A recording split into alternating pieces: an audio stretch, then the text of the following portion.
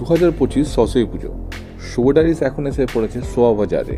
আর আমরা এখন এক্সপ্লোর করবো শোভাবাজারের কিছু ইউনিক সরস্বতী পুজো পূজা মণ্ডপ।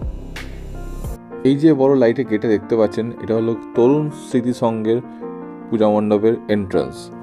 এই লাইটিংগুলো কিন্তু ব্যাপক করেছে, মানে এই লাইটিংগুলো আমরা লাস্ট মনে হয় দুর্গাপুজোর সময় বা চন্দননগরে দেখেছিলাম, বাট এইবার এই লাইটিংগুলো এই সরস্বতী পুজোতে ইউজ করা হয়েছে।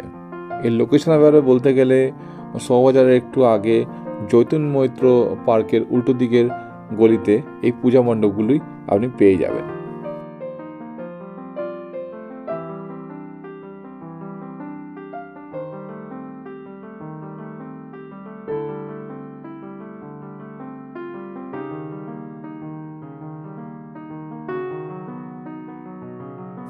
আমরা এখন এসে পড়েছি তরুণ স্মৃতি সংঘের এই বছরের 2025-এর সরস্বতী পুজোর পূজা মণ্ডপ। এবছর এদের থিমের নাম হলো গিয়ে অতি উত্তম, মানে পুরো থিমটাই সরস্বতী পুজোর পুরো থিমটাই তৈরি করা হয়েছে মহানায়ক উত্তম কুমারের ওপর বেস করে। মহানায়ক উত্তম কুমারের পোর্ট্রেট, তার ছবি, তার স্মৃতিকে এই পূজা মণ্ডপে তুলে ধরা হয়েছে সরস্বতী পুজোর উপলক্ষে।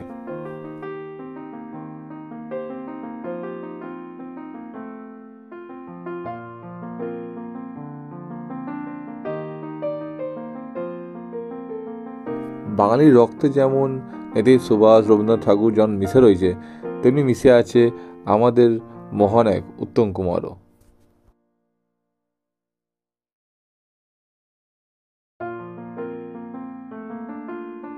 রাস্তার ওপরে শর্ট স্পেসের প্যানেলটা প্যানেলটাও কিন্তু দারুণ হয়েছে।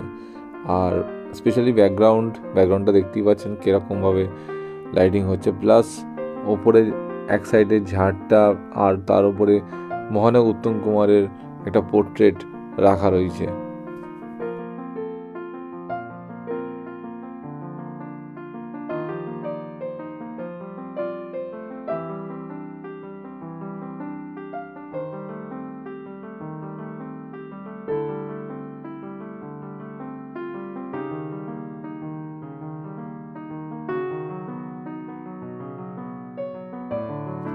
প্রথম পূজা মণ্ডপ শেষ, এবার পালা দ্বিতীয় পূজা মণ্ডপের।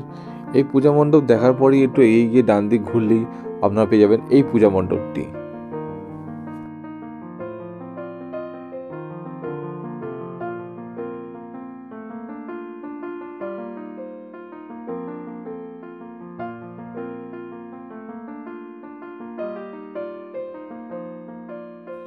এটাও একটু ক্রাউডি প্লেস, প্লাস রাস্তার উপর করার জন্য প্যান্ডেলের কিন্তু স্পেসটা বড় নয়, তবুও এই প্যান্ডেলের মধ্যে যে কারুকার্যগুলো দেখার মতো, প্লাস এখানে যে সরস্বতী ঠাকুরকে রাখা রয়েছে তার পশ্চাৎ তার দেখতে সেটা একটু ডিফারেন্ট আছে, আর এটা থিমের সাথে মানানসই আছে।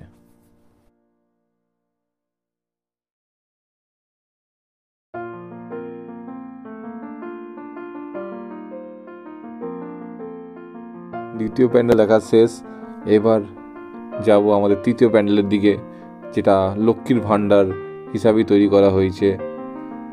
লক্ষ্মী ভাণ্ডারের গেট, যেটা এন্ট্রান্স দেখতেই পাচ্ছেন, লক্ষ্মী ভাণ্ডারের মধ্যে আমরা এন্ট্রি করছি।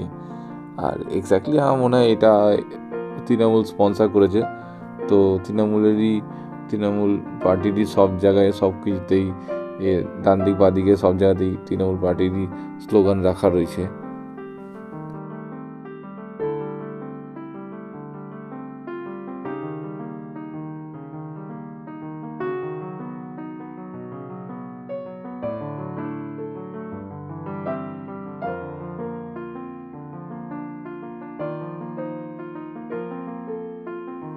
এই লক্ষ্মী ভাণ্ডার প্যান্ডেলের সরস্বতী ঠাকুরটা কিন্তু দারুণ হয়েছে, দেখতে কিন্তু খুবই মিষ্টি। আর সরস্বতী ঠাকুরের ডান দিক বাঁ দিকে রয়েছে গিয়ে আমাদের ঈশ্বরচন্দ্র বিদ্যাসাগরের কিছু কিছু তার জীবনের ইম্পর্ট্যান্ট মুহূর্তগুলো।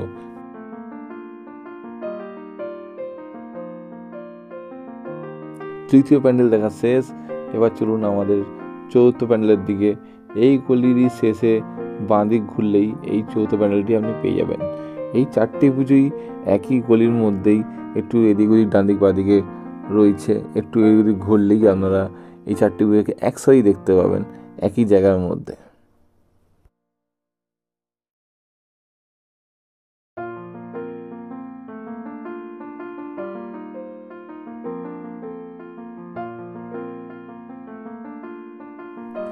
আমরা এগিয়ে চলছি আমাদের লাস্ট বাট নট লিস্ট চৈত্র ঠাকুরের দিকে।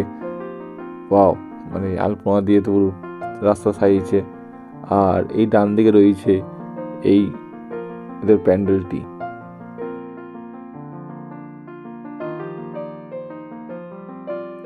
দেবী সরস্বতীর মূর্তি আর তার মুখটা কিন্তু এই প্যান্ডেলে দেখতে, কিন্তু এই মূর্তি দেখতে হেভি লাগছে। প্যান্ডেলের পিলারগুলো যদি ভালো করে দেখেন, এগুলো কিন্তু পেঁচা। বুঝতে পারছি না, পেঁচা তো লক্ষ্মীর বাহন হয়, কিন্তু সরস্বতী পুজোতে পেঁচা এখানে কি করছে। তবুও দেখতে ভালো লাগছে, প্যান্ডেলটা ইউনিক হয়েছে আর থিমের একটা ছোঁয়া দেখা যাচ্ছে।